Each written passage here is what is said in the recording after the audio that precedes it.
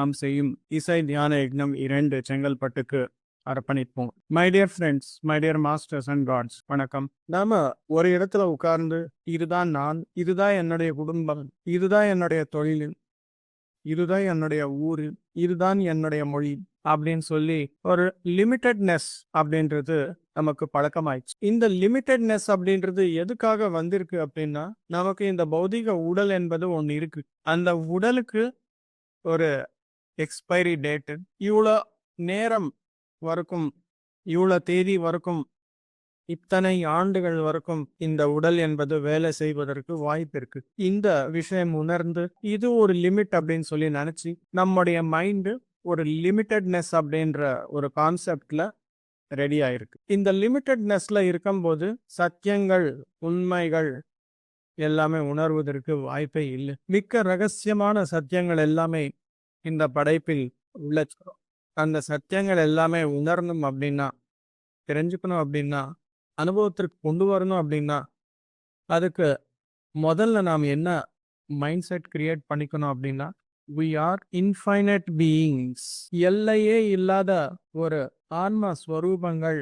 இந்த உடல், மனம், புத்தி இது எதுவும் நான் கிடையாது அப்படின்னு சொல்லி அனுபவபூர்வகமாக தெரிஞ்சுக்கணும். இந்த உடலுக்குள்ள வந்தது ஒரு மனித அனுபவங்களுக்காக நான் வந்திருக்கிறேன் அப்படின்ற ஒரு சத்தியம் அறிந்து கொண்டேன். அப்போதான் படைப்பில் எத்தனையோ ரகசியங்கள் இருக்கு, எத்தனையோ ஆற்றல், எல்லையே இல்லாத ஆற்றல், எல்லையே இல்லாத விஞ்ஞானம். படைப்பு என்பது ஒரு இடத்துல ஸ்டாப் ஆகாது. இது ஒரு நிரந்தரமான ஒரு செயல். படைப்பு அப்படின்ற விஷயம் தெரிஞ்சால் இன்னும் என்ன தெரிஞ்சுக்கணும், அங்க இருக்கிற ஞானம் வாங்கி அந்த ஞானத்துடன் இங்கே வாழ்க்கை வாழ்ந்து உயர்ந்த நிலையில இருக்கும் அனுபவங்களை பெறுவதற்கான ஒரு வாழ்க்கை தான் மனித வாழ்க்கை. இந்த விஷயம் தெரியாமல் நாம் என்ன செய்யறோம்? நான் இந்த கம்யூனிட்டி, எங்க ஃப்ரெண்ட்ஸ் இதுதான் 5 பேர் தான், எங்க குடும்பத்தில் 4 பேர் இருக்கிறார், 5 பேர் இருக்கிறார், 8 பேர் இருக்கிறார், இதுதான் என்னுடைய குடும்பம். நம்முடைய மொழி தமிழ், நம்முடைய மொழி மலையாளம், நம்முடைய மொழி தெலுங்கு அப்படின்னு சொல்லி இந்த சங்கங்கள் எங்க இருக்குதோ அங்கேதான் போறேன் அப்படின்னு சொல்லி ஒரு லிமிட்டட்னஸ் அப்படின்றது கிரியேட் கட் பண்ணிக்கிறோம். இந்த லிமிட்டட்னஸ்ல இருந்து அன்லிமிட்டட்னஸ், இன்ஃபைனிட்டிசம் அப்படின்றத உள்ள போறதுக்கான ஒரு வழிதான் தியானம்.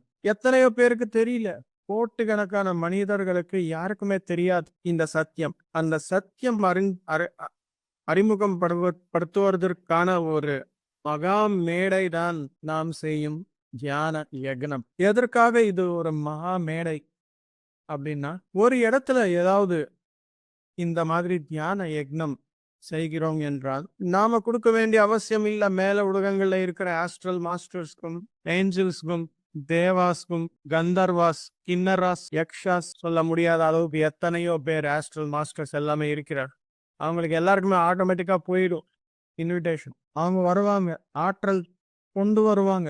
ஒரு இடத்துல இருந்து ஒரு இடத்துக்கு சும்மா ஆற்றல் வந்துடும் அப்படின்னா வராது. அதுக்கு ஒரு டெக்னாலஜி இருக்கு.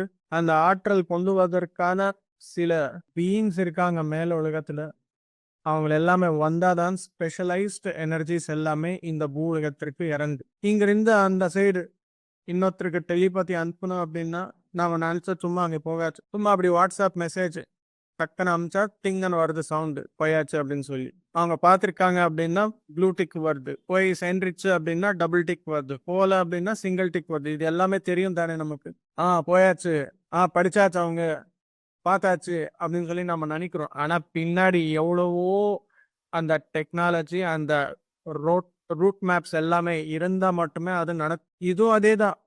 சும்மா நாம நினைச்சா சும்மா அங்கே போகாது. எந்த மெசேஜ் டெலிபதி ஆகட்டும், ஆட்டோ ரைட்டிங் ஆகட்டும், வாக்கின் ஆகட்டும், எதுவுமே அந்த அவ்வளோ ஈஸியாக நடக்காது ஃப்ரெண்ட். இந்த மாதிரி 100 பேர், 500 பேர், 1000 பேர் ஒரு இடத்துல உட்கார்ந்து மெடிடேஷன் பண்றாரு அப்படின்னா அவங்களுக்கு ஒரு பெரிய வாய்ப்பு. எல்லாருக்குமே டார்கெட் இருக்கும். நீ ஒரு 1000 பேருக்கு கைடன்ஸ் கொடுத்தா மட்டுமே உன்னுடைய ஆஸ்ட்ரல் மாஸ்டராக நீ சர்டிஃபை ஆகவே அப்படின்னு சொல்லி அவங்களுக்கு ஒரு டார்கெட் இருக்கும். ஆனா 1000 பேர் எல்லாருக்குமே டிரான்ஸ்ஃபர்மேஷன் கொண்டு வரணும் அப்படின்னு எங்கிருந்து கொண்டு வருவாங்க? யாரும் மெடிடேஷனே பண்றது இல்லையே. ஸோ ஒரே இடத்துல 1000 பேர் உட்கார்ந்து மெடிடேஷன் பண்றாரு அப்படின்னா, அவங்களுக்கு ஒரு பெரிய வாய்ப்பு. ஸ்பெஷலைஸ்ட் எனர்ஜி ஒரு இடத்துல ஒரு வாட்டி கொண்டு வந்தா போதும், எல்லாருக்குமே போய் ரீச் ஆகும். எல்லாருக்குமே அந்த வாக்கின் அப்படின்றது நடக்கும் அப்படின்னா, அங்கே அந்த அமைப்பு ஒரு இடத்துல ஒரு வாட்டி கிரியேட் பண்ணா, எல்லாருக்குமே அந்த வாக்கின் மாஸ்டர்ஸ் மேல இருக்கும் சோல்ஸ் எல்லாமே வந்து வாக்கின் ஆகுறாரு. எல்லாருக்குமே டிரான்ஸ்ஃபர்மேஷன் ஆகணும் அப்படின்னு உள்ள ஏதோ பண்ணுவாங்க. அந்த மாற்றங்கள் எல்லாமே கொண்டு வந்தாலும் ஆட்டோமேட்டிக்கா வருது. அந்த மாதிரி செயல்கள் எல்லாமே ஒரு இடத்துல நடக்கும். அது வெறும் 3 மணி நேரத்துல இசையுடன் தியானம் செய்தால், அங்க யாரு வாசிக்கிறாரோ அந்த வாயித்தியங்கள் எல்லாமே, அவருடைய மனம், அவருடைய புத்தி, அவருடைய இதயம் எவ்வளவு தூய்மையாக இருக்கோ, அதை பொறுத்து எல்லாமே நடக்கும் friend. இது என்னுடைய எக்ஸ்பீரியன்ஸ். அதுக்காக நான் முதல் கேள்வி, யாராச்சு ஒருத்தர் வந்து இசை நான் வாசிக்கிறேன் அப்படின்னா, நீ யாரு? எத்தனை ஆண்டுகளாக நீ வாசிச்சுட்டு இருக்க? நீ வெஜிடேரியனா, நான் வெஜிடேரியனா? நீ மெடிடேட்டரா, நான் மெடிடேட்டரா? காசுக்காக வராரா, இல்ல ஒரு நல்ல விஷயத்திற்காக வராங்களா அப்படின்னு சொல்லி இந்த பேக்ரவுண்ட் எல்லாமே நான் பார்ப்பேன். அட்லீஸ்ட் அவங்க அந்த மாதிரி இல்லை அப்படின்னா, அந்த நேரத்திலிருந்து நம்ம இடத்துக்கு வந்ததுக்கு அப்புறம் they have to get transform. ஆமா, இங்க வந்தா ஏதோ நல்லது நடக்கும் அப்படின்ற ஒரு நல்ல இதயத்தோட வருவாங்க பாருங்க. அப்போதான் அந்த டிரான்ஸ்ஃபர்மேஷன் எல்லாமே நடக்கும் ஃப்ரெண்ட். இவ்வளோ பேக்ரவுண்ட் எல்லாமே நடக்கும். நாம என்ன நினைக்கிறோம்? உட்கார்ந்து அவங்க மேடை மேலே ஏதோ வாசிப்பாங்க. நான் கண்ண மூடி உட்கார்ந்து 12 மணிக்கு ஓகே சொல்லுவாங்க, ஆயிடும் அப்படின்னு அதுதான் தெரியுமே.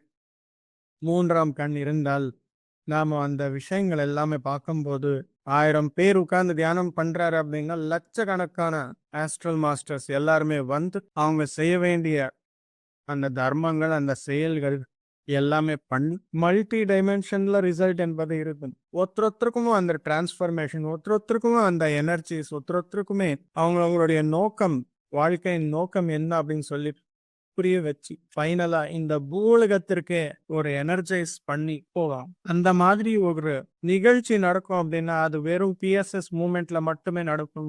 இது எல்லாமே யாருடைய பெருமை அப்படின்னா, பத்ரிஜியோட பெருமை. He is the greatest man in the universe. எனக்கு தெரிஞ்சு இந்த பூலகத்திலேயே நான் அந்த மாதிரி ஒருத்தர் குருமார்கள்னு பார்க்கவே இல்லை. தியானத்துல உட்கார்ந்தால் எத்தனையோ பேரு ஆஸ்ட்ரல் மாஸ்டர்ஸ், இந்த மாதிரி கந்தர்வாஸ், கின்னராஸ், யோகிஸ், ரிஷிஸ், மகர்ஷிஸ் எத்தனையோ பேரை சந்திச்சேன். ஆனா பத்ரிஜி மாதிரி நான் யாருமே எங்குமே பார்க்கல. எந்த அளவுக்கு அவங்க ரெகக்னிஷன் கொடுத்திருக்காங்க அப்படின்னா, ஒரு இடத்துல நான் ஆஸ்ட்ரல் டிராவல் பண்ணும்போது, இது எந்த உலகம் அப்படின்னு சொல்லி கேட்கும்போது, நீ யார் அப்படிங்க? நான் ஒரு மெடிடேட்டரு. யார் உன்னுடைய குரு அப்படின்னு? பத்ரிஜி அப்படி. ஓ பத்ரிஜியா, அப்போனா நீங்க உள்ள போலாம், யூ ஆர் அலௌட் அப்படின்னாரு. இல்லைன்னா எத்தனையோ பேக்ரவுண்ட் வெரிஃபிகேஷனு, அந்த ஆஸ்ட்ரல் ஐடென்டிட்டிஸ் அப்படின்னு சொல்லி இருக்கும். அந்த கேட்ஜெட்ஸ் எல்லாமே காமிச்சா மட்டுமே உள்ள அனுப்புவாங்க. பட் அவங்களுக்கு அவங்களுடைய பேக்ரவுண்ட் வெரிஃபிகேஷன் பண்ணுவாங்க. பத்ரிஜி அப்படின்னு சொன்ன உடனே யூ ஆர் கிராண்டட். அதற்காக friends, pyramid Spiritual Societies movement சார்பாக ஏதாவது ஒரு தியான யக்னம் என்பது நடந்துட்டு இருக்கு அப்படின்னா, அது ஒரு மகா பெரிய நிகழ்ச்சி. அது ஒரு மகா பெரிய மேடை. அந்த மாதிரி நிகழ்ச்சியில எல்லாருடைய டிரான்ஸ்ஃபர்மேஷன் ஆனதுக்கு அப்புறம் அங்கே உணவு பொருட்கள் எல்லாமே வச்சிருப்பாங்க. எத்தனையோ ஆஸ்ட்ரல் மாஸ்டர்ஸ் வந்து அந்த உணவு கூட எனர்ஜைஸ் பண்ணுவாங்க. அது மகாபிரசாதம், அன்னப்பிரசாதம், மகாபிரசாதம். அந்த மாதிரி உணவு பொருட்கள் எல்லாருக்குமே நாம பரிமாறும் போது அந்த உணவும் ஒரு மருந்தாக, ஒரு பிரசாதமாக, ஒரு உள்மாற்றம் கொண்டு வரக்கூடிய ஒரு பொருளாக நமக்குள்ள போய் வேலை செய்யுது. 1000 பேர் மெடிடேஷன் பண்ணும்போது அது பிரசாதமாக மாறாதா? எவ்வளவு ஆற்றல் அப்சர்வ் பண்ணிப்போம் அந்த உணவு. That is the greatness of Pyramid Spiritual Societies Movement. அந்த விதமான ஒரு யக்னம் நாம செய்கிறோம். இதற்காக நீங்க எல்லோரும் உங்களுடைய குடும்ப உறுப்பினர்கள் கூட, அப்படி அவங்க நண்பர்களுக்கு கூட